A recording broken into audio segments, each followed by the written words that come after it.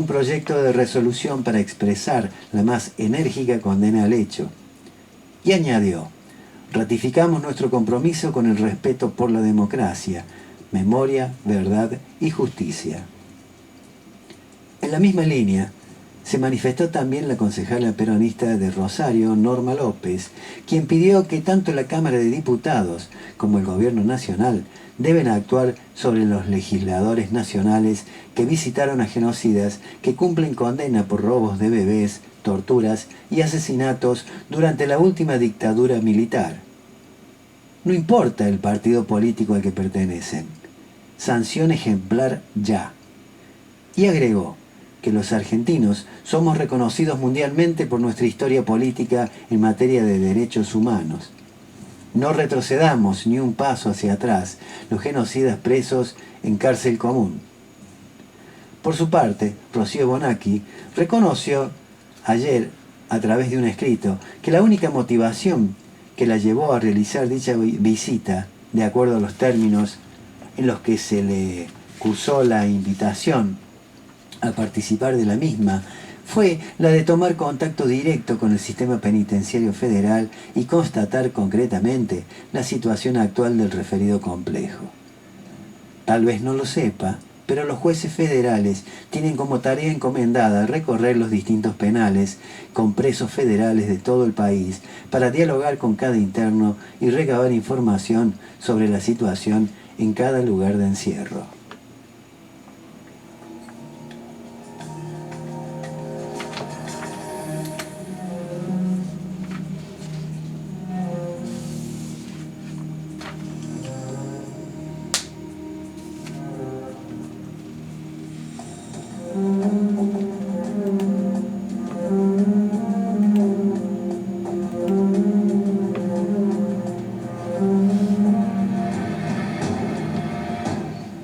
Y ahora escucharemos lo que decía un economista, Alfredo Zayat, sobre las medidas económicas de Luis Caputo.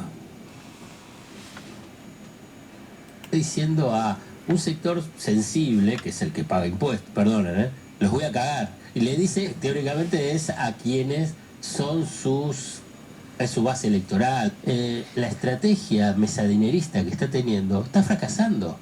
No es que le está yendo bien. Entonces, esto es sorprendente. Él redobla la apuesta. Redobla la apuesta con un 4 de copa. Todos, la verdad, en el mercado están viendo, bueno, más que cuánto puede durar esto, cuánto puede durar Caputo en el cargo más allá de las sobreactuaciones que haga Milei, o salvo que Milei se abrace al salvavidas de plomo que es Caputo y Bausili. Si no tenés dólares, todo lo que puedas hacer, todas estas provocaciones o este redoblar la situación o la posición, ¿qué es lo que va a chocar? A ver, ¿cómo pensás que va a haber confianza para decir, bueno, a ver, vamos a invertir, a ver, vamos a confiar? Es un delirio. Entonces, esto lo ven los inversores, no es que no lo ven. Y por consiguiente después actúan frente a un gobierno desesperado con un Milei totalmente sacado. Sí, sin ninguna duda, esa es una de las noticias del día. Y teniendo en la mesa Zayat y Acande, no quiero extenderme demasiado, pero es casi lo contrario a lo que pregona Milei, ¿no? Que tengas que vender dólares del ahorro privado para pagar impuestos, para pagarle al Estado. El Milei del año pasado, de hace 2 años, 3 años, hubiera dicho que es un robo, que es una confiscación, que es un desastre. Pero por otro lado, y con eso ahora les pido a ustedes que completen la noticia, es también un aviso, decir los dólares que están ahorrados, el ahorro va a ir para pagar impuestos, es un aviso de que la salida de la recesión está muy lejos, porque el ahorro justamente es inversión o gasto futuro. Y si en vez de invertir o gastarlo, lo que haces es dárselo a la AFIP, eso significa que la reactivación no va a llegar, porque sin plata en la economía no se reactiva nada. ¿Está bien o mal esta lectura? ¿Por qué piensa Caputo que lo que dice eso va a generar tranquilidad, certidumbre, confianza? La verdad es impactante. Está en línea con lo que vos decís, Nico. Digamos, esto es una muestra de que la economía sigue cayendo, va a seguir cayendo, no tiene visos de que se vaya a recuperar.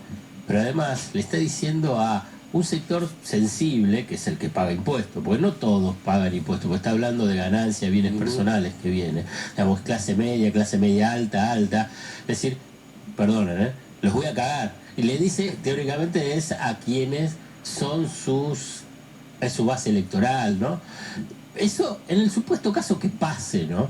Porque esto es lo que dice Caputo, y está claro que lo que dice Caputo después mucho no se concreta en la realidad. Para mí está claro que le habla a los mercados financieros, le está hablando a quienes creen que que lo que está haciendo no se sostiene, que el programa monetario y económico que tiene no se sostiene, y él dice, sí, yo redoblo, incluso subo la apuesta y te digo, vas a tener que usar los dólares, vos que crees que voy a devaluar, vas a tener que usar los dólares para pagar los impuestos. Creo que hace bastante Caputo le habla solo a los mercados, de hecho ya que diga Mulk, deja por fuera a gran parte de la población que no entiende. ¿Las películas de Marvel eso? No. Marvel Universe, ¿no? Así que ese verde que se enojaba. No, 11 y 7 de la noche, digo, también para poner un contexto, que el ministro de Economía se ponga a tuitear estas cosas a casi cerca de la medianoche, tampoco es una señal de confianza muy grande. Y lo que dice es los pesos emitidos, porque responde una pregunta que le hacen, ¿no? Respecto a la liquidación, es algo técnico, pero dice que los pesos emitidos son por compras en el mercado único y libre de cambios, que tan único no es. El objetivo siempre fue secar, esto es lo importante, la plaza de pesos, lo digo desde la primera entrevista, pero bueno, todavía algunos no se convencen. Acá está lo que vos decías, Can, del mensaje a los mercados financieros, de che, háganme caso, que lo que yo digo que va a pasar, va a terminar pasando. La realidad probará que en breve la gente va a tener que vender dólares para pagar impuestos y el peso va a ser moneda fuerte. Esto puede suceder o no, como decías, Alfredo. Lo raro es que lo diga como una buena noticia. Es que ahí hay una provocación un poco lo que dice Cande, y lo que pasa es que la semana fue desastrosa para Caputo. Digamos, él que siga tuiteando, digamos, un ministro de Economía que la verdad, esto es algo muy novedoso, digamos, quiere entrar en la onda libertaria como Milei y como los libertarios, de utilización de las redes sociales como forma de comunicación con sus bases, pero acá él no se está comunicando con sus bases, él no va a ser un candidato ni pretende serlo, ni va a ir a una elección, sino que es un ministro de Economía, y los ministros de Economía informan con conferencia de prensa o en una entrevista. Ahora está dando una entrevista. La de tuitear y pensar que eso va a influir en el mercado muestra primero que reitera esta lógica de ser como parece que a los libertarios les gusta la palabra, pero bueno, yo lo voy a decir en forma más suave, chupamedia de Milei, con la lógica de tuitear.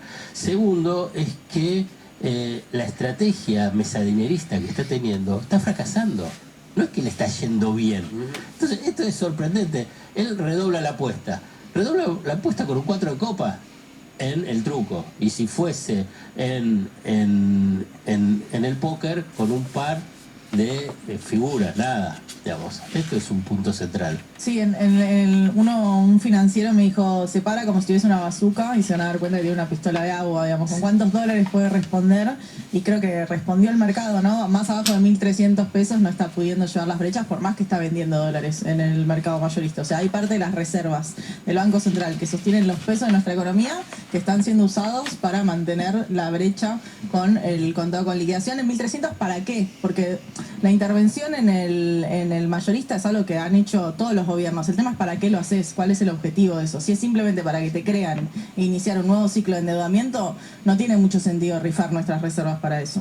Y a mí me surge una duda, ¿no? O sea, en todo esto, que se traslada a los que más saben en la mesa de estas cuestiones, ¿hasta cuándo tiene margen para seguir haciendo eso? Es muy difícil los tiempos, pero claramente cada vez se le acortan. Ayer perdió dólares, las reservas siguen bajando.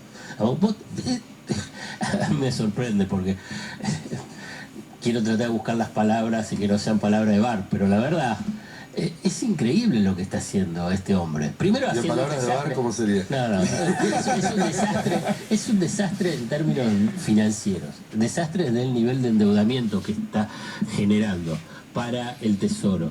Esta lógica de pasar la deuda del Banco Central al Tesoro. ¿Qué piensa? Que los financistas, los inversores, no lo saben, no lo estudian, y además que están perdiendo reservas día a día, cuando, en todo caso, si te querés poner en la mesa de dinero y plantear, tenés que tener espalda, Sí, claro. tenés que tener dólares. Pero además es un tipo que ya pasó por una situación similar hace 5 años, Sí. donde se también trató de convencer que tenía una bazuca y tenía una cebita, y en el medio perdió mucho más dinero que el que ahora pueden llegar a prestarle. Lo peor de todo, digamos, porque ahora estoy haciendo esta descripción, es que está jugando con guita que no es de él, Más vale. es de todos. Claro. Es por Él no consiguiente le- la él debe estabilidad. estar ganando plata. Es de la estabilidad, es la estabilidad general. Entonces, el desastre que está generando tiene unos costos sociales, económicos, laborales, de estabilidad financiera fabulosos. Y ahí lo padecemos todos. Digamos. Entonces, él, digamos, redobla la apuesta. La lógica Milei, vuelvo a repetir, con ese chupamediismo con respecto a la lógica Milei. Y en última instancia, para tratar de sostenerse en el puesto. Para tratar de sostener el puesto, porque todos, la verdad, en el mercado están viendo, bueno, más que cuánto puede durar esto, cuánto puede durar Caputo en el cargo, más allá de las sobreactuaciones que haga Milei, o salvo que Milei se abrace al salvavidas de plomo que es Caputo y Bauxili. Bueno, Milei ha quedado muy, muy golpeado, pero es interesante la respuesta de los mercados. Yo traje un gráfico que es el del riesgo país, que es la placa 5, que es, si se quiere, es un indicador privado. Es criticable que veamos tanto un indicador que hace JP Morgan, pero da un poco el panorama de hasta dónde da esa confianza, esa esperanza que le habían dado los mercados en el primer semestre, sobre todo de Milei, que era como esa caída abrupta del riesgo país a partir de la asunción de Milei. Este es un gráfico de 1816, es una consultora especializada en finanzas, y vemos cómo va subiendo, ¿no? Y que tiene mucho recorrido para arriba, y que la respuesta a redoblar la apuesta de parte de Caputo en su programa económico y monetario, bueno, no está saliendo Y bien. el objetivo que se había planteado el gobierno era que esa línea caiga por abajo De los 1000 puntos. Que se caiga, digamos, de la pantalla, para ponerlo en términos gráficos. Fíjate la particularidad, si ves el proceso cuando empieza a subir de vuelta, qué poco le importaba al mercado la ley bases, que es cuando empieza todo el debate fuerte de vuelta, la ley bases en la segunda vuelta en el Congreso. Porque no tenés dólares, este es el punto central. Digamos, pueden seguir haciendo, provocar con tweets y provocar a nivel político. Después seguramente vamos a hablar, expulsar a Espotorno y a Caragosian, hacer todas esas shows. Ahora bien, si no tenés dólares, todo lo que puedas hacer, todas estas provocaciones o este redoblar la situación o la posición, ¿qué es lo que va a chocar? Y además lo viste la semana. Digamos, ellos tuitean un sábado y un domingo, teóricamente para que baje el dólar. ¿Qué pasó con el dólar? Bajó un poquitito, pero el riesgo país subió. O sea que si tenés que ver el saldo financiero de las medidas que tomaron el fin de semana, fue un estruendoso fracaso. También lo que se empieza a ver es que repiten herramientas narrativas del último paso de Caputo, Sturzenegger y demás, porque la vez pasada habían sido primero lo del segundo semestre, esta vez es después de la ley de bases y ahora es después de que gane Trump. Siempre de a 6 meses vas pateando la expectativa, y lo que en su momento eran los brotes verdes, que ahora es con las lecturas de estos datos, donde quizás en el medio de un montón de datos negativos te aparece un dato más o menos positivo y empiezan a decir, no, se empieza a ver el rebote. Te voy a pedir el tape 4, porque hace un rato nada más Caputo habló, dio una nota con Laje en La Nación Más, y en el 4 dice, hemos pegado la vuelta de la recesión económica. Así pasamos, como tratamos de hacer todos los días, de hablar del mundo de lo financiero al mundo de la economía real, porque es lo que termina afectando los bolsillos de 47 millones de argentinos y de argentinas. Escuchemos al ministro de Economía. Lo que yo siento en la calle me pasa a mí, ayer pasando un rato por la rural y hablando con la gente, con productores, diciéndome lo mismo. Está claro que faltan pesos. Ahora, faltan pesos para consumir. ¿Ustedes no perciben que hay una recesión muy grande que realmente no alcanza el dinero? Mira, es una buena pregunta, Antonio, eso. No hay nada más importante para eso que ver los números, ¿no? Esta recesión que se vio, sí, porque ahora ya hemos pegado la vuelta. Ayer salieron los números de mayo del estimador mensual de actividad económica y ya confirmó la recuperación. Yo en mayo dije que el piso había sido marzo a abril. Bueno, los números de ayer lo confirmaron. El estimador mensual de actividad económica dio que la economía creció un 2,3 con respecto al año pasado y un 1,3 con respecto a abril. Ahora, ese es el dato del cual se está agarrando el gobierno para celebrar. Ayer salieron a tuitear todos los economistas amigos, los que todavía Tsunami no de Chanes. Tsunami de Chanes puso Milei. Pero lo cierto es que es un dato engañoso, ¿no es cierto? Porque aparece ahí como un factor. El año pasado fue el peor mes de la sequía, el peor mes para el agro había sido justamente mayo, y aparece con un aumento del 100%, se duplicó el volumen de ese sector. Y eso sirvió para disimular, fíjate que con un 100% de aumento del agro, tuvieron apenas un 2% de aumento del total. Imagínate lo bajo que estaba todo lo demás. La economía sin agro y un poquitito de minería cayó un 5,5%. Una catástrofe. Y bueno, venden el relato mileísta, el relato liberal-libertario para la confusión deliberada. La economía cayó 5,5% mayo de este año respecto a mayo del año pasado. Para mí es interesante también igual el entender que el programa económico que tienen ellos es esta economía a dos velocidades. O sea, la realidad es que las actividades que sean extractivas, agro, minería, petróleo, probablemente sigan teniendo números positivos porque es a lo que ellos están orientando el modelo económico. Ahora, industria, comercio, construcción, todos los sectores que más trabajo dan y que son más importantes para pensar un desarrollo nacional, bueno, eso van a seguir dando números en negativo. Entonces ya ver el promedio esconde esas desigualdades. Sí, claro, cuando hablábamos hace un tiempo de las famosas letras que se discutía si la L, la U, la P y demás, había aparecido la Y, donde vos tenés una caída, como que vos pensás que es una B corta, y cuando llega el punto de inflexión, en vez de rebotar toda la economía, rebota una parte de la economía y el resto sigue cayendo en picada. El problema igual es hay que ver lo del campo, El campo está comparando con sequía. Claro. Para el año que viene no está tan el horizonte tan despejado para el sector agropecuario. Alguna estimación de que vuelve la línea y los precios internacionales no están ayudando. No. O sea que hay que ver, digamos, está claro que no tiene motores de crecimiento la economía argentina, con la economía argentina de Milei, ¿no? Lo importante es entender que incluso si funcionara este plan, y si el agro marchara a todo vapor, la minería tuviera un salto de calidad y de cantidad impresionante, los hidrocarburos siguieran lo que todas las estimaciones dicen que va a ser, esa es una economía para 20, 25 millones de personas. 5 millones. ¿Cómo? 5 millones. Está bien, pero ponele que le echo más. Es una barbaridad. No, pero no le da. Minería y campo, y hidrocarburos es nada. Y campo mucho más no va a dar. Y entonces no tiene ningún motor de crecimiento firme para hoy, en este esquema que tiene Milei. Digamos, todo después va a estar el relato mileísta, te vuelvo a repetir. Pero la verdad es todo un nivel de catástrofe pocas veces vista, esto ya lo hablamos a lo largo de toda la semana, y el número de ayer que festejan, digamos, no tienen nada para festejar, incluso hasta el balance comercial. Balance comercial dice, y tuvieron superávit, con una caída de las importaciones del 30%.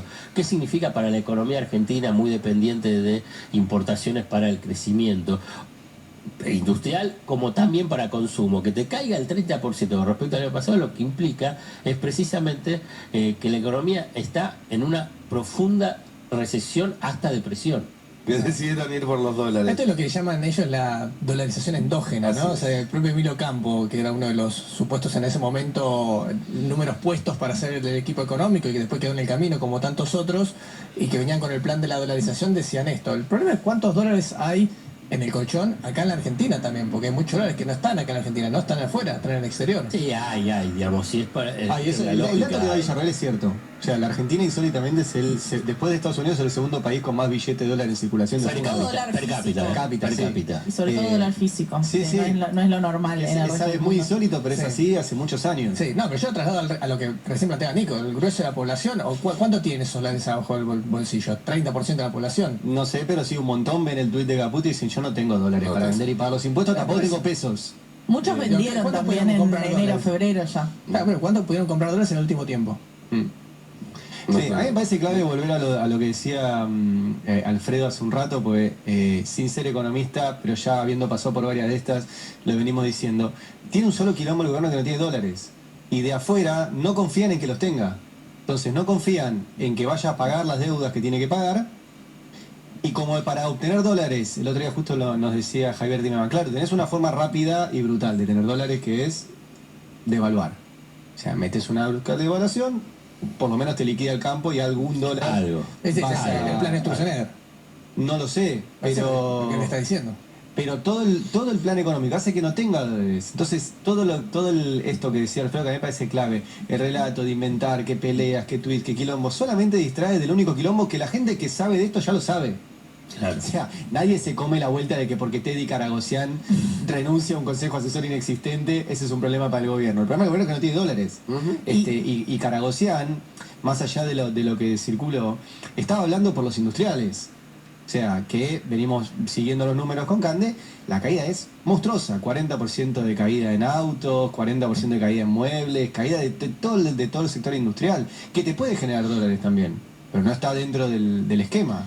Para mí el problema también es en su teoría monetaria. Como ellos tienen una teoría monetaria muy estricta, que para mí no entiende las especificidades de Argentina y su economía monetaria, como no tienen dólares, ellos necesitan reducir sí o sí la masa de pesos. Entonces ellos realmente creen que con emisión cero, ya lo hicieron en 2007, 2018, 2019, creen que reduciendo la bola de pesos, entonces va a haber una mejor igualdad entre pesos y dólares. Y no funciona así en Argentina, y no funciona así porque además tenés no es tan fácil secar la plaza de pesos y no tienen otra herramienta como para hacer crecer esta bola de dólares.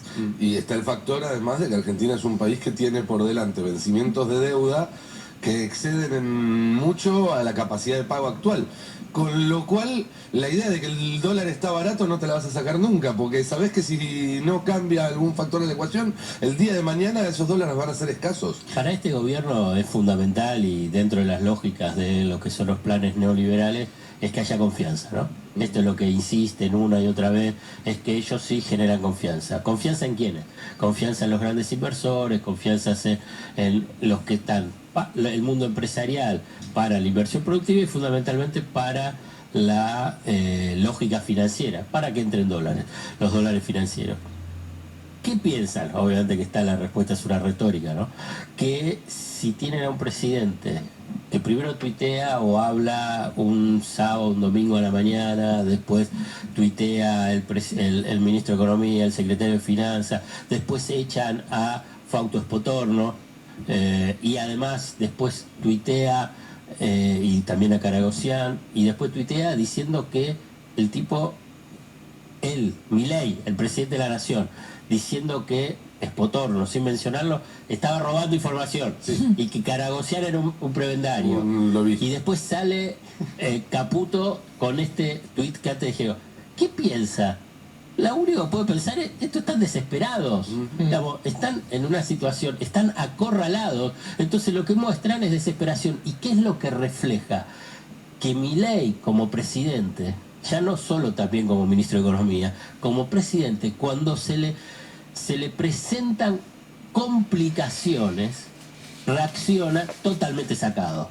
A ver, ¿cómo pensás que va a haber confianza para decir, bueno, a ver, vamos a invertir, a ver, vamos a confiar? Sí, además inventarlo, porque la verdad, Espotorno es un ortodoxo, no es que yo comparto sus ideas ni nada, pero en el consejo asesor, si no había información, ni se reunían, ¿qué es lo que iba a sacar? Es todo un delirio. Entonces, esto lo ven los inversores, no es que no lo ven. Y por consiguiente después actúan frente a un gobierno desesperado con un Milei totalmente sacado. Sí.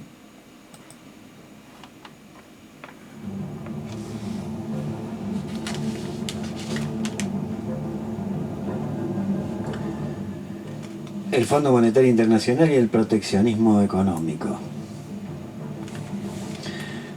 No dejan de sorprender las piruetas ideológicas que está ensayando el Fondo Monetario Internacional, acostumbrada a pontificar durante décadas sobre unas leyes de mercado escritas incorruptiblemente en roca. Hoy, con una dosis de cinismo y asombrosa flexibilidad teórica, coquetea con planeamientos anteriormente excomulgados del léxico económico mainstream. Déficit fiscal cero, contracción del gasto público, reducción del endeudamiento, supresión de subvenciones, apertura comercial, privatizaciones de empresas públicas y desregulación del mercado laboral eran unos preceptos universales distribuidos bajo el formato copy-paste a cuanto país del mundo solicite crédito externo. Podía ser Bolivia, Ecuador, Rusia, Polonia, Nigeria, Chile, Grecia o cualquier otra nación en apuros. Había un único camino para abrazar la prosperidad occidental. Para problemas e historias distintas, se tenía el mismo inevitable y sagrado destino, el libre mercado que premiaría a los triunfadores y entregaría la caridad a los perdedores. Hoy, en tanto haya algunas élites políticas y empresariales sobrevivientes de esos jurásicos tiempos liberales, el recetario será el mismo.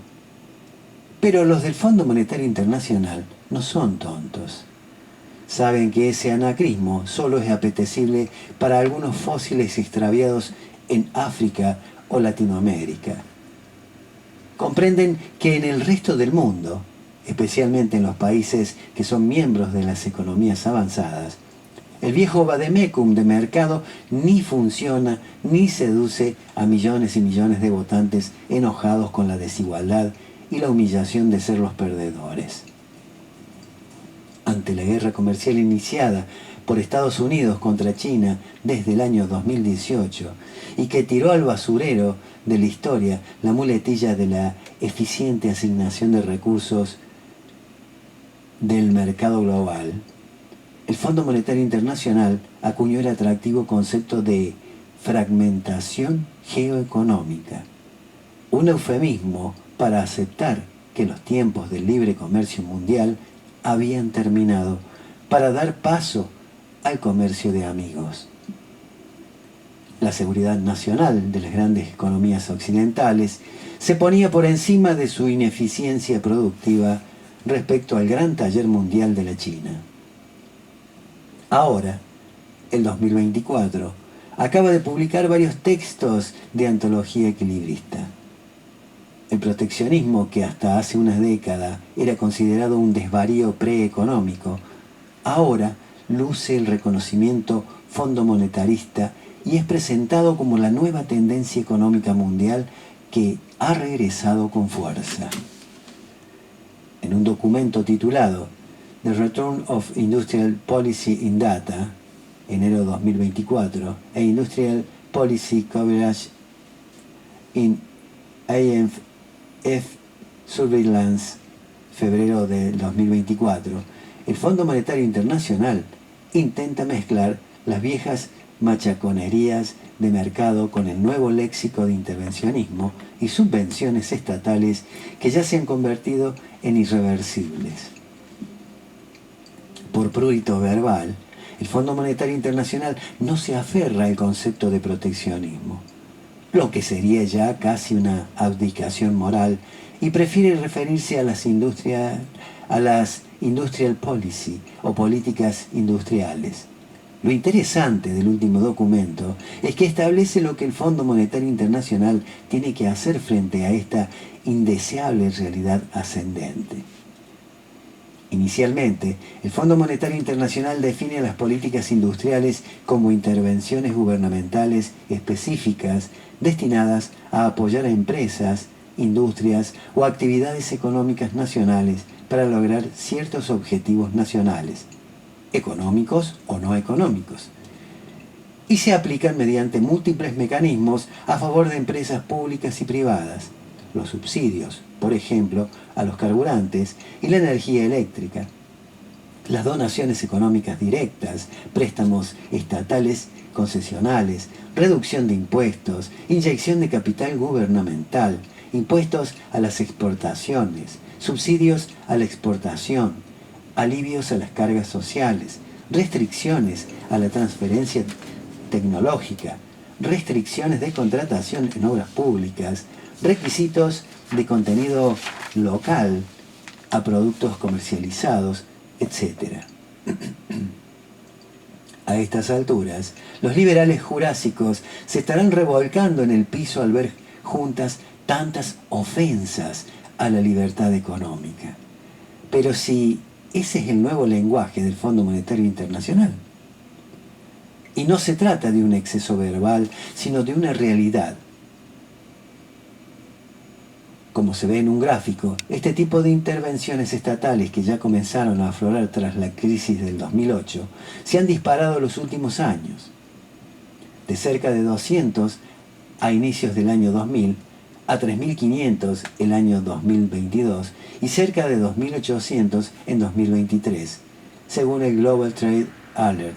Desde el 2008 se han implementado más de 32.000 acciones proteccionistas en todo el mundo, 5 veces más que las acciones en favor del libre mercado. Lo más llamativo de todo ello es que quienes encabezan este neoproteccionismo no son países en vías de desarrollo, sino las llamadas economías avanzadas. Las áreas donde más se está sustituyendo el libre comercio son en los sectores de semiconductores, minerales críticos necesarios para el cambio de la matriz energética, ramas industriales de acero y aluminio, tecnologías de uso civil militar, tecnologías bajas en carbono, especialmente automóviles eléctricos y paneles solares, insumos médicos y, en general, cualquier sector de empleo de tecnologías avanzadas, que incluye las actividades de mayor rentabilidad. En otras palabras, proteccionismo en cualquier parte. Un ejemplo claro y reciente de ello son los 6.600 millones de dólares de subvención y 5.500 de crédito concesional del gobierno norteamericano para la instalación de una planta de microprocesadores de la empresa taiwanesa TSMC en Arizona, o la elevación de los impuestos a la importación de autos eléctricos chinos del 100% al ingresar a Estados Unidos, del 47% el hacerlo a la Unión Europea. Sin embargo, el Fondo Monetario Internacional no pierde sus raíces y añoranza por los dorados años de